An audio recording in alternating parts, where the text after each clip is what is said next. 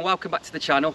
Got something a little bit special today. A 1992 Austin Mini Mayfair, that's what it started its life as, and it's had a full Z Cars conversion with a 1300 Hayabusa engine fitted to it.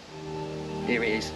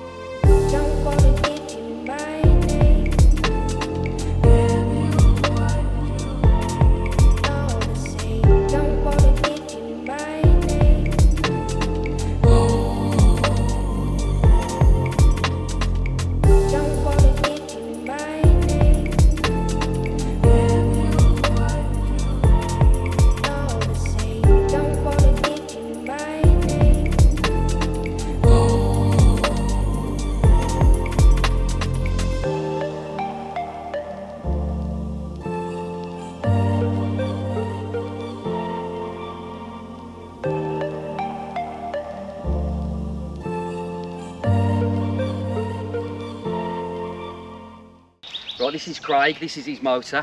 He's built it himself. So he's been nice enough to bring it down here and show us today. So we're just going to have a little look around it, ask you a few questions on it, Craig. See where it all started, or what inspired you to do the build. So we'll start at the back end first, the business end. You want to just talk through this, Craig? Just tell us what the crack is here. Okay, so we've got 2015 Gen 2 Suzuki Hayabusa, 200 brake, coupled up to a close ratio straight cut quaif limited slip differential unit, which gives you equal drive shafts, maximum drive line, no chain to brake. It's just the business. Yeah, you were saying there's no chain, so how's that connected to the block then? So what you have is a direct drive, so where the sprocket normally is, where the chain goes, that comes off, and you have a cush drive arrangement supplied by quaif, just a direct replacement. So there's no breakage, it's really strong, similar to what they use in the Caterhams when they put the Hayabusa in them. But there's no prop shaft, obviously, just two equal drive shafts. Unbelievable. Another good point there is there's no. When Z Cars started doing this conversion, they used to give you a push button starter motor to make you go backwards. So this has got a solenoid arrangement, so I flick a little trick switch in the cab, and it then makes the car go in reverse, which then gives me 6 reverse gears as well. So technically I can go as fast backwards as I can forwards if I'm brave enough. So it's 6-speed sequential, but it just flips, so it goes. It'll run backwards. That's smart, isn't it? Unbelievable. For legal reasons, for the MOT, you need to have a reverse. So, and you've got 6 of them. So you're all right there. What about the suspension? So what suspension you're running? The suspension's all coilover all round. Fully adjustable. Everything is fully adjustable. Everything's rose jointed. Everything moves. Caster, camber, rebound, shock. It's just. There's not actually much mini left, but it's like today's technology in a car that's in an old motor. 1992. It looks performance lovely. Is unreal. It tops out at 140. Gets a little sketchy around a ton, but it gets there dead quick. I bet it does. The 0 to 60 is 3.2. Wow. Standing start. It's 200 brake with me in the car on the scales. It's a fraction over 600 kilograms. Wow, just over half a ton then. What sort of brakes you running? It's discs all round, so the front's got free floating wheel woods, unvented, with alley bells, and then the rear brakes, they're French, so same as what you'd have on your Citroen Saxo, something like that, but just solids on the rear. You know, it stops. The braking power, there's no servo, it's all manual lever, bosh, done. The only other addition to the brakes is it's got a wheelwood bias adjustable pedal box. So single mass cylinder for the front, one for the rear, separate one for the clutch, but it's adjustable from the cockpit. So if I was doing track days in it, I can adjust the balance with a flick of the rod. Oh, to what? So you can have more braking power on the rear? So you can give more on the rear. Although you've got the engine brake and the tyres on the rear are quite wide, they're 235. I can stand on it and it'll smoke all forward. Oh my. Absolutely no good in the wet. Yeah, all over the place. It's only been wet once, and that wasn't intentionally. Never seen rain. And they're shod onto the Forge Racing aluminium split rims. Yeah, they're lovely, them wheels. Yeah, yeah, they're custom made. There's a guy up north, Carl. All he does is wheels. He does a lot of stuff for the drift community. Yeah, yeah. Whatever you want, he will make. Yeah. So those are custom made rims then? Yeah, custom made rims with offset splits, so I can get more shod inboard. Yeah. 175 on the front, 235 on the rear. That is the absolute maximum I could get in. Yeah. Yeah, I was going to say it's tight in there, isn't it? Yeah, you know, there's not much room in there. I just didn't want to. I didn't really want that much hanging out, but yeah, it just looks right. I needed the traction, so we went with what we had, and that was the end result, which I'm quite pleased with. Yeah, they're nice wheels. We just have a look inside now. You just see these seats here. These are insane. I've never seen anything like them seats before. They're unbelievable. Just tell us a little bit about them, where you had them from? Manufactured by Kirky, designed for sort of NASCAR off-roading. They're straight off the shelf at Demon Tweaks. They're very light, they only weigh 3 kilos each. 3 kilos. And I think they give the attitude of the cockpit for what the car car deserves. They set it off in there. The first question everybody always asks, I bet their seats aren't very comfy, but believe it or not, once you're in, they are. Yeah. They do what they're supposed to do, I suppose, don't they? They keep you in. You know, the car does shake you about a bit. It grips the road phenomenal. It's like driving a go-kart. Yeah. But they do what they say on the packet. You know, they keep you in there. They keep you safe. You're well strapped in with the harnesses. Full space frame. You know, in the event something does go horribly wrong, I'm hoping I'll be able to walk away. You've got a roll cage. You need one of them in a 200 brake Mini. Yeah, yeah. So inside here, the fabrication, you've done all this yourself, haven't you? Yeah, all the tunnel, all the extra bracing in the floor. When I bought the car, it had been sat on the drive for 2 years after an MOT failure. Yeah. It was completely rotten. It had a brand new floor, front to back, new inner and outer sills, and it's everywhere where the can has been seam welded, not just spotted. New front scuttle. The front end is all steel as well. The whole body. A lot of people decide they're going to put a carbon roof on and carbon panels. I wanted it all steel. I wanted it to be solid. Yeah.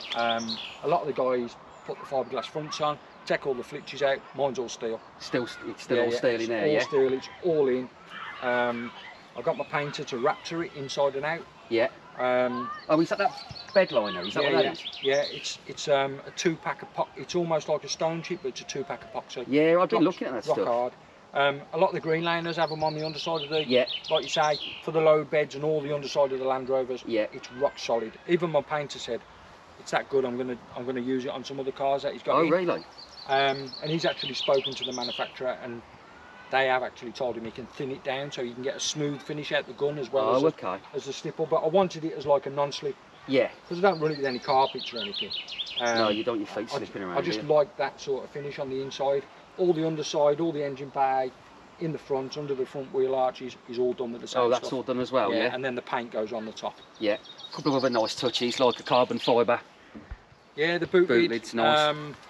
Just finishes it off. Quite expensive, but nice. Yeah, it's a nice touch, isn't it? Yeah, it's a nice little touch. Bumpers are carbon as well. Rear valance, door cards.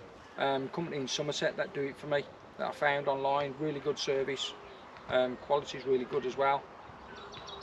Let's talk a little bit about this cage, what you were saying about the strength in the, in the back. Obviously, to put the engine in the back, it's a mid-mount, it's a full space frame front to back. So to get that frame in there, we have to take a lot of the body away.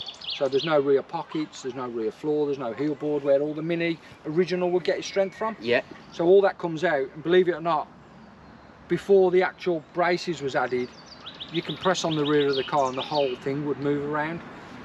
So I've made up some brace bars, 2 6mm, they've all got rose joints on the back, these two here, the extra braces into the main, so the main hoop is fixed to the body where the harness, where the original seat belts will be mounted in the pillars, just to give it all that stiffness and rigidity, so nothing's moving, nothing's flopping around. And I can see as well, a lot of people with these Minis, when I've seen them before, they DC them, don't they? Yeah. I see you've chose not to do that. Is that a strength thing? It gives the original character of the car. I've always been into Minis, really liked them. But you're right, you know, that whole ridge round there was probably about 300 spot welds. Yeah. The Mini originally, when it was built, was put together with spot weld. That's it. Not like the modern day cars where they're welded with the seam sealer. Yeah. These are on. But what I've done to go a step further, everywhere inside where the panels are, it's all MIG seam welded. Yeah. To give it the extra strength. Yeah, yeah. Bloody hell, a lot of work. If you went to Z Cars and you wanted a car, I mean, this ain't high spec really. They will trim them all out, electric windows. Yeah, heated screen, load of mod you name it, they'll put it in. They'll even seal the engine in so you can't even see it. Wow. But you would start at 40k. Yeah, Jesus Christ. If I had to pay someone to put the labour into that, what I put in, I just couldn't afford it. It's a lot of graft, isn't it? Yeah, yeah. A lot of graft. People don't realise how much work goes into them. Yeah, like you say, it's the time, isn't it? It's the actual, it's the man hours. You know, and the knowledge as well. Like, all this was fabricated from nothing. The wheel arches were made from nothing. I built them plugs and built them by hand. The inner wheel arches, built by hand. Did a plug, tried it, no, that don't fit. Do another, do another. Just trial and error. Right, that's right. And that was all you as well? Yeah. I've kept the plugs because there's a few lads who says, oh, where'd you get them from? I'll have some of them. So I will get some money back, but it's having the time. Yeah. That's the problem. But you'd spend that on a Focus? An RS Focus, or an ST, a new ST? I've had this conversation. You know, I drive, my company car's a Golf hybrid. Yeah. It's 38 grand. I would never go out and spend 38 grand on that. A lot of money.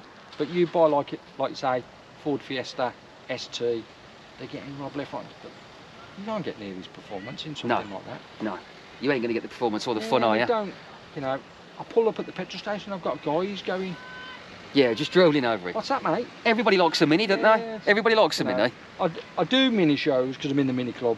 Yeah. And they're a good bunch of people. You can have a laugh and a joke with them. Yeah. Some of them don't like them because it's abused a classic, but others drool all over it. The club I'm in is only a little club, but they love it because it attracts so many. Oh yeah. Yeah, yeah. You say abused a classic.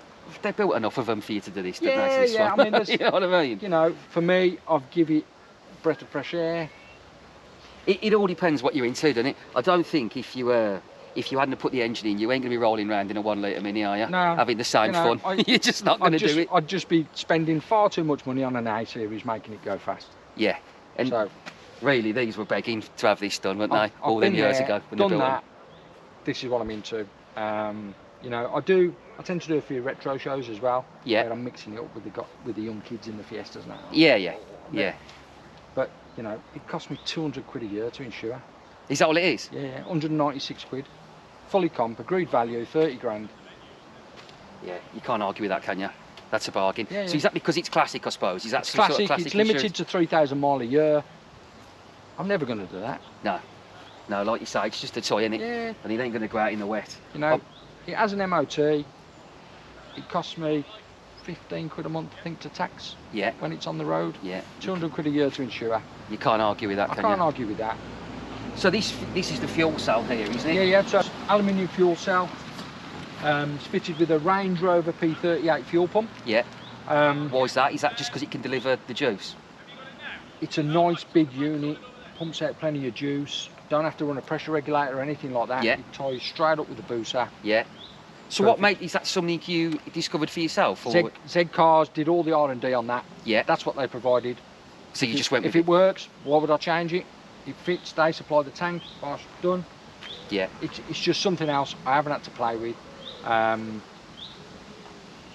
price is right. I know what it is. If it packs up, I'm going to get one off the shelf. Like you say, it's proven in it as well. Yeah, you know, you can go and buy one of these fancy Fastinet ones from Demon Tweaks. Don't last 5 minutes. You're spending hundreds of pounds. Just do the proven way the first time round. For me, why spend loads of money buying a race proven one when you don't need to? Yeah. You're paying for that. Yeah, exactly. You don't need to. That one does the job standard. You know, it's used to pumping fuel to a V8. Yeah. It should feed this no problem. So it can cope with the booster. And stuff down here then? Yeah, so the suspension's all custom, again, on the front. Cantilever design, so you've got adjustable ride height. Yeah. Track, toe, camber, just the same. Shocks are on the front, exactly the same as on the back, so you get your rebound. Yeah. Your high-speed damping as well. Yeah. What's that, a breather, is it? Yeah, it's just the breather for the tank. I've put the remote one here. and it's going to eventually come out here and here, because at the moment I have to remove the bonnet every time I want to put fuel in. I just noticed that, like you say, you put that in. But I put that in purely up front because I didn't want to have to do any cutting and drilling once the car was painted. Yeah. So that hole was made before it went to the body shop. Oh, so okay. it's painted inside and out, so there's no drilling taken part, no cutting, no grinding once the paint was on. Yeah, yeah. And that was always the plan, so we just got a bung in there, but eventually there'll be a nice big silicone hose going into the tank. The plan is to do it in the winter time when I take it off the road. Yeah. I've got a list of jobs that I want to do. I'm using it now because of the nice weather. Yeah, of course, make the most of it. I'm just doing little tweaks as they arrive. So other than that, there's no further plans for it yet? No, I mean, people keep saying to me, oh, are you going to put a supercharger on, are you going to turbo it? I bet it's quick enough, isn't it? When you realise how fast it is. Well, we see you come down there, and obviously it's only there. It looked quick from there. When you realise how fast it is, you'll realise why. The plan was, I didn't want to go crazy, because I don't want to be taking the engine out every 5 minutes. Yeah, of course. I want it to be fast but reliable. Yeah. And it does. You press the button, it goes. Yeah. So engine-wise? Start putting all that sort of stuff on and you get into trouble. Yeah. Well, like you say, the engine will be out every 5 minutes then, won't it? You just want it reliable, don't you? You want to be able to have fun in it, and you want it to be reliable. So you've not messed with the internals of the engine? No. It's, I chose the Gen 2 because I did some development and research with some guys. I know a couple of guys at Drag Race. Yeah. They're pushing mega horsepower. There's big CC. They do like a 1500cc turbocharged, supercharged, whatever you want. Yeah. But like, they break stuff. Yeah, those guys. Quite regular. And I've already got massive sticky tyres. I don't want to be breaking gearboxes, drive shafts. It's all really expensive stuff. Yeah. It's built now. I'm just going to enjoy it. Yeah, just enjoy it. Yeah. So there's no plans to give it any more horsepower. I don't need it. Yeah, it's quick enough. So in terms of man hours, then, what would you say? What would you say you're looking at? 5 years of my life, off and on.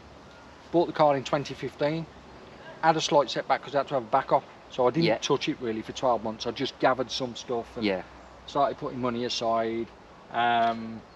Then Z Cars went bump in 2015, so there was originally up in Hull.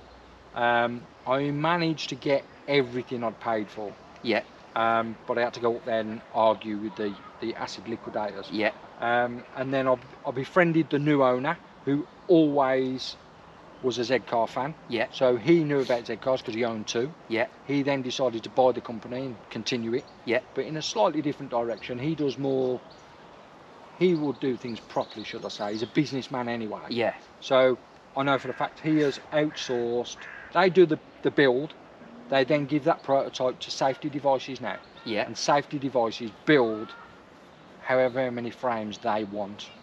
So they're all identical, whereas the old Z cars was like everyone was a one-off, but it's only little quirky bits. Hence why we've had to refabricate quite a lot of stuff because it didn't fit quite how I wanted it to. So I've adjusted it how I want a fit to be. But Safety Devices now, they've got it everything jigged, everything's guaranteed the same. Because they do a K20 conversion, don't they? They put a Civic. One of my pals has got Civic Type R pushing 650 horse. In one of these? In one of these, but that is a track car only. It's not road legal, and I wanted mine to be road legal. Like you say, because fully otherwise MOT'd, everything works. I use it on the road. I can occasionally use it for work. It just doesn't like going 30 mile an hour. I can imagine. So, what's it like on fuel? Stupid question. Quite a few people have asked me, and the answer is I don't don't know. When the light comes on, just put some in. I fill it up. Obviously, with the price of fuel at the moment, it's quite hard to gauge. As to what it does to a gallon, I've got no idea. No, you don't care, do you, when it's a toy, like you say? No. If you were driving it every day, you'd probably take more notice of it. Yeah, I mean, I would say you'd probably get 100 miles to a tenner. Yeah, well, you can't argue with that then, can you? It's a bike engine. With that. It's got 3 programmable maps. A is like hooligan. And then you've got B and C. One's for cruising, one's for like wet weather. But it don't come out in the wet, so it spends its life in air. So it's a custom ECU in here then as well? No, it's all standard. The Hayabusa Gen 2 gave you them 3 programmable maps. Oh, you got the maps through the original loan? Yeah, so there's 2 mode buttons, so you can go up and down the maps while you're driving. It's got its own built-in diagnostic. Yeah. Built in the clocks, because I've left the Hayabusa clocks in the car. Yeah. So it works just like it does on the bike. You get a gear change indicator, so you know exactly what gear you're in. Yeah. And you also get a shift light on the Gen 2, which you didn't on the Gen 1. Oh, okay. And that is programmable to set from 7,000 up to 13, I think. So is that what does it rev to? It'll rev to 13. 13? Yeah. Wow. It does everything the bike does, just doesn't achieve the top speed, purely because of the gearing. Yeah, of course, yeah. You know, Quaife will sell you the gears to make it go as fast or slow as you want. Yeah. But it tops out at 140, but that's purely down to the gearing. Yeah, yeah. I think 140 is enough, isn't it? I think 100 mile an hour, and it wants to take off. Yeah, yeah. Again, because it doesn't weigh anything. No, there's no weight at the front, the fuel tank and the radiator, and there's a small lithium-ion battery cell in there. Yeah. That is it. There's no other weight in the front. Yeah, that's your lot. Unbelievable. Right then, I think we'll get out and get some footage of it on the road. What do you think, Craig? Yeah. Yeah. No problem. Let's do it then. Listen to it.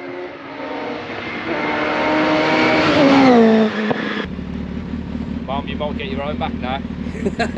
Let's see if we can get in it first. That might be a YouTube video all on its own. Yeah, breathing.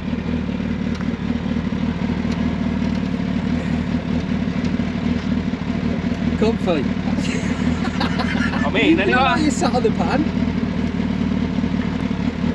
All the best. That's shut. There we go. 200 brake, 600 kg. Absolutely savage.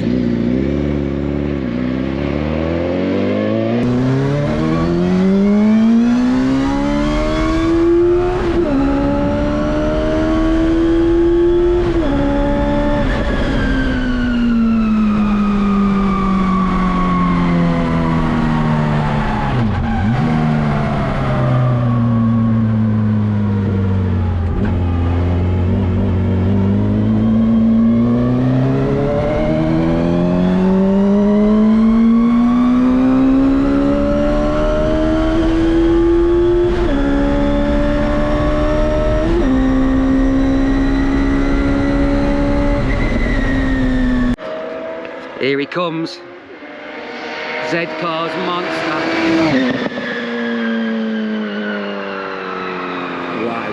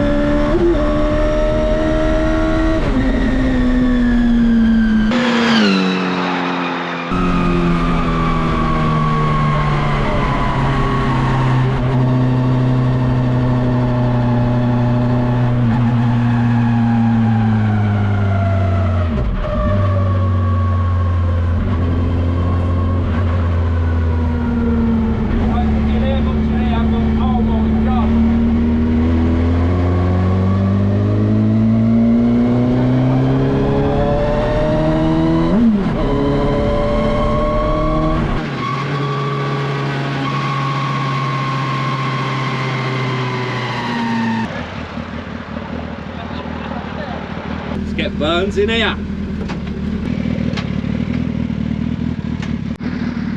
Time for Burns. Here we go. I'm not scared. Mate, how'd you get in here? that one. Glass at the top there. Yeah. And then throw my leg in. No, just make the top. The head up and then slide down. Oh, what don't you mean? Then the toilet rolls in the middle. Jesus Christ! There's not much room in here, is there?